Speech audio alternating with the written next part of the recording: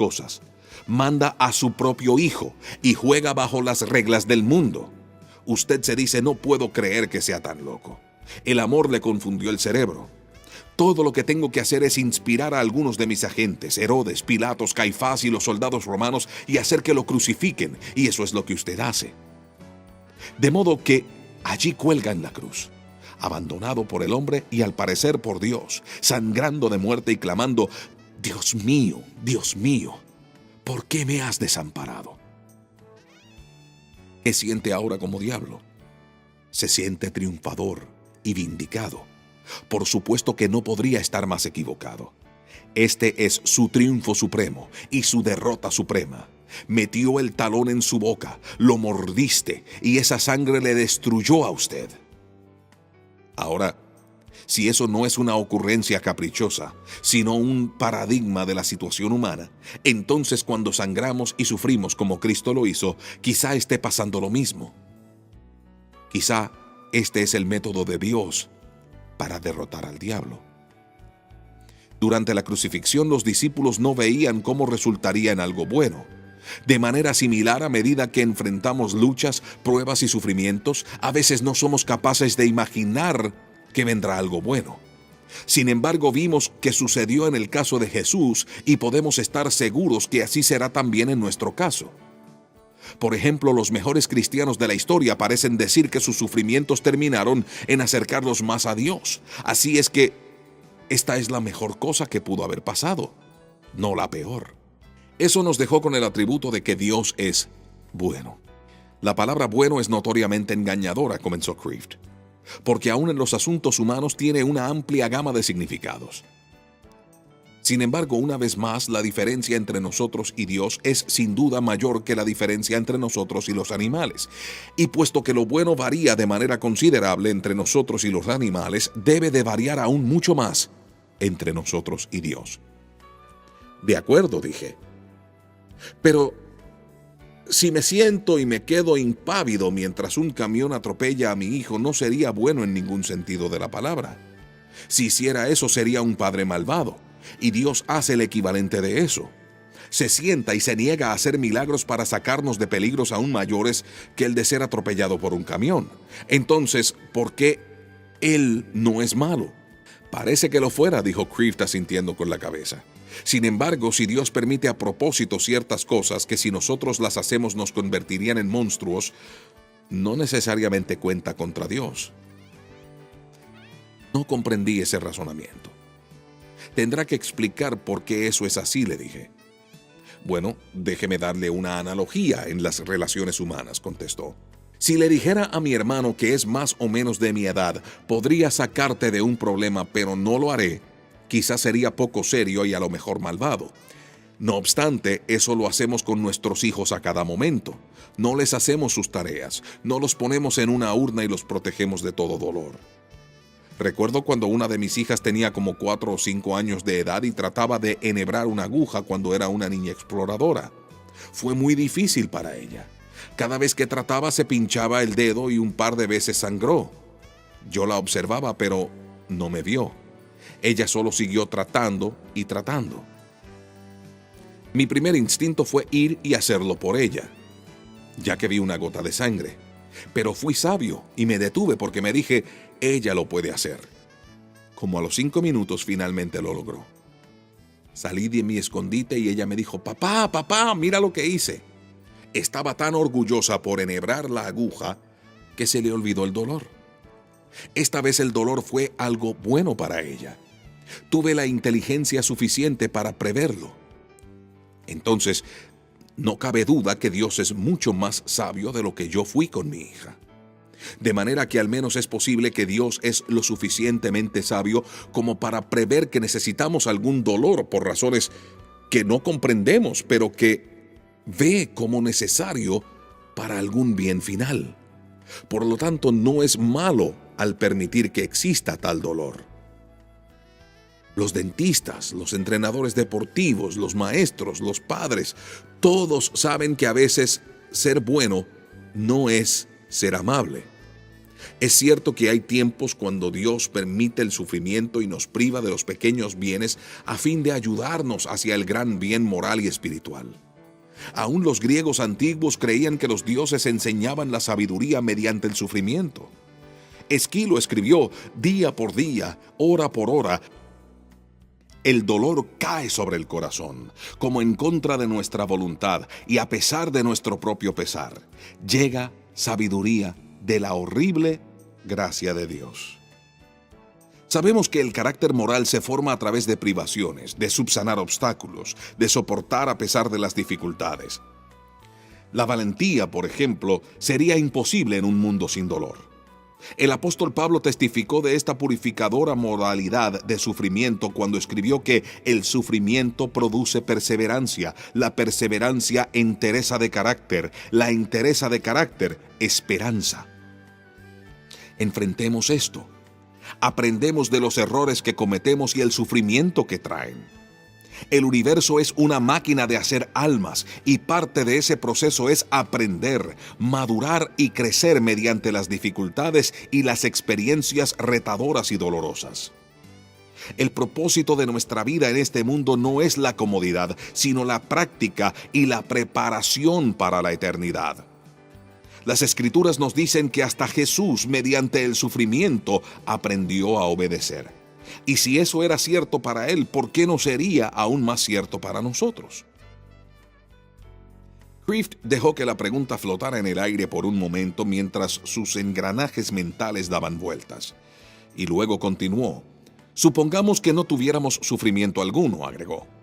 Imaginémonos que tuviéramos medicamentos para cada dolor, entretenimientos gratis, amor libre, todo menos dolor. Sin Shakespeare, sin Beethoven, sin los Medias Rojas de Boston, sin muerte, sin propósito, mocosos, imposibles y malcriados. En eso nos convertiríamos.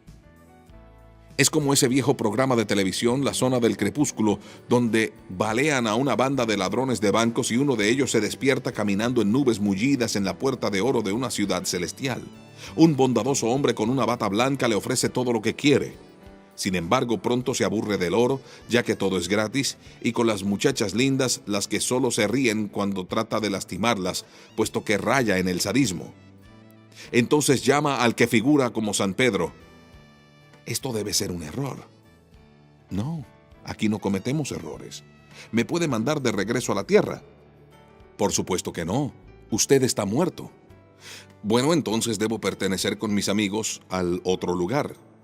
Mándeme allí. No podemos hacer eso. Como comprenderá, se trata de los reglamentos. De todos modos, ¿qué es este lugar? Este es el lugar en el que recibió todo lo que quería. Pero yo pensaba que me gustaría el cielo. ¿El cielo? ¿Quién le dijo algo referente al cielo? El cielo es el otro lugar. El asunto es que un mundo sin sufrimiento parece más un infierno que el cielo. Eso parecía hiperbólico. ¿Y creen eso en realidad?, pregunté. Sí, lo creo.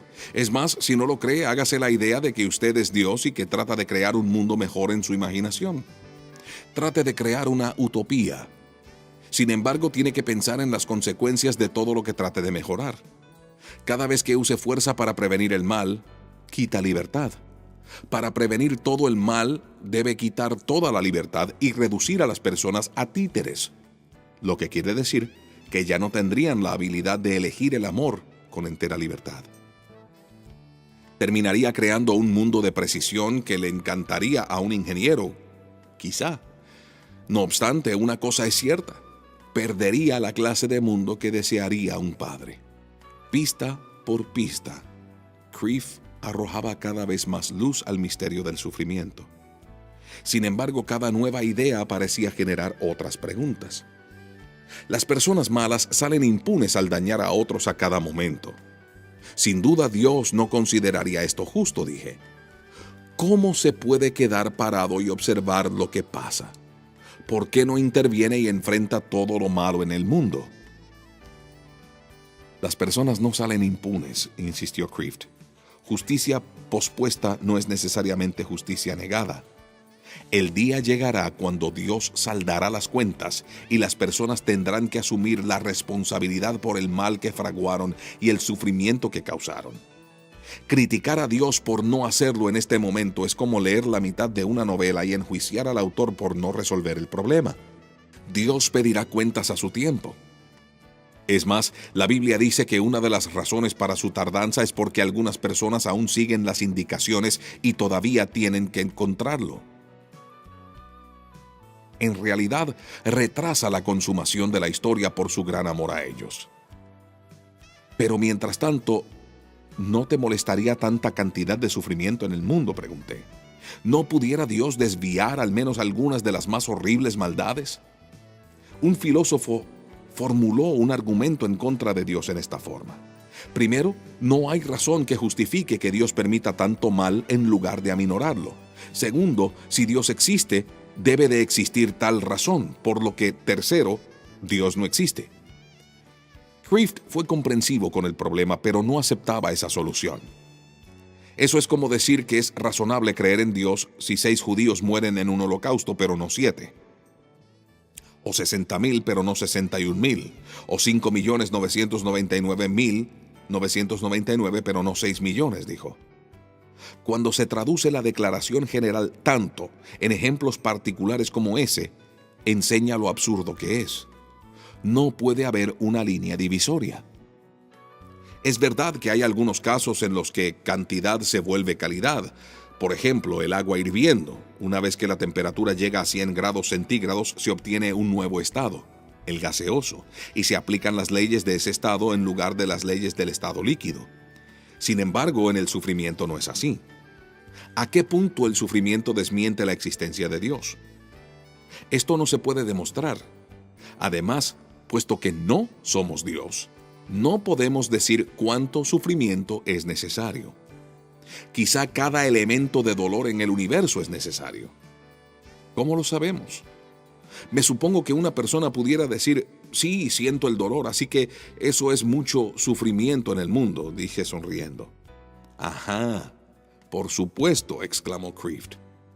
Ese es el subjetivo mucho. Ese es un caso clásico de antropomorfismo.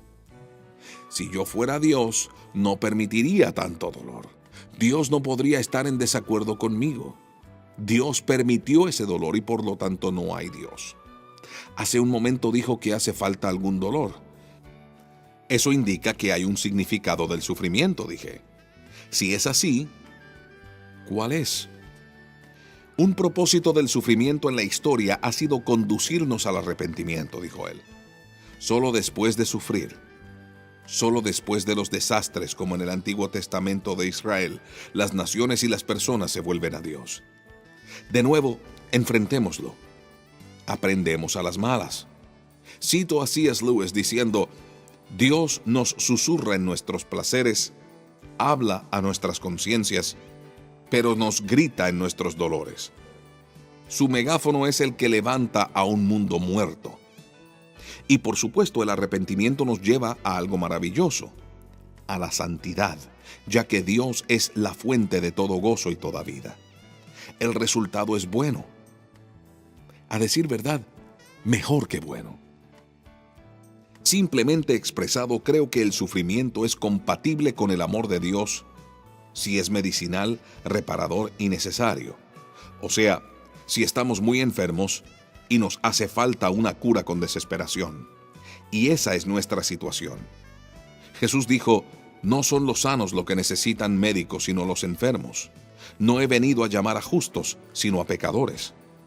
Pero las personas buenas sufren igual, y a veces más que las malas, indiqué.